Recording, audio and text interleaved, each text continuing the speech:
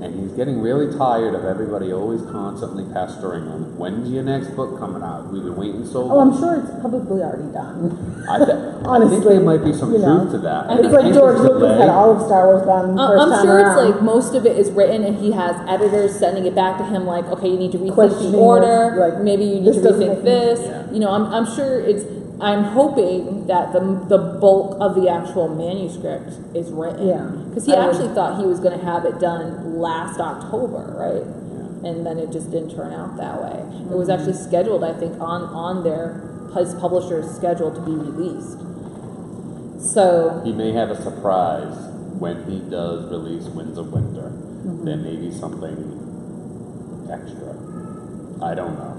This is an interesting fan theory. Boy, that would be interesting. If he wants to cut to the end of the Song of Ice and Fire, if he wants to tell the ending himself, and doesn't want to rely on HBO, he would have to release the Winds of Winter and A the Dream of finale before that final season of HBO. So I do think we were going to end the series on kind of a hopeful note, though. The last book is called A Dream of Spring. So, I mean, and playing into that theory, it does already have a title. Yeah. So we don't know. Maybe. I know that when I first started talking to Jennifer about maybe doing a Game of Thrones program, this was like a year and a half ago, and I was like, hey, maybe the Winds of Winter will be out by then. And she's like, that book's never coming. Look at us now. Well, now we have all these books to go through to hold us over to get us through to which is the why 2 years. there's so many. If you look at the list online of all of the different theories, Oh, I'm sure. it's this whole column in tiny blue print. Oh, yeah. And this isn't even the whole thing. It's because everybody's poring over this text and looking for their context, looking for the clues, and it's just, and I do think that the show has been kind of helpful in confirming some things that fans have thought for a long time, like R plus L equals J, but I thought even with, that little hint of Sandor digging the grave, like maybe that was supposed to give us something.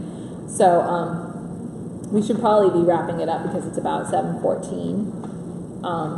But yeah, and does anybody have like a favorite theory or favorite thing that they hope happens in the book or in the show? Or I have something that I'm really gloomy and afraid of happening, and I don't want it to happen. But I'm afraid it's going to happen. I'm afraid that Euron's gift, Euron is his gift to Cersei, is going to be a dragon binder. Oh. And A dragon what? A dragon binder. That's in the book. He has a horn that is so dreadful it's a great big horn that was made from an ancient dragon, the horn of an ancient dragon, and it had magical runes engraved on it and really beautiful craftsmanship that was lost to the ages. But this ancient horn, when somebody blows it, what it does is it binds a dragon to your will. Oh, I see. So this might be the game changer, because as it stands right now, Daenerys Yeah, it's has not looking everything. good for She's Cersei at got all. 3 dragons. She's got the Dothraki. She has the Unsullied. The Unsullied. Yeah. She has a lot of support, a lot of hatred for the current administration over there.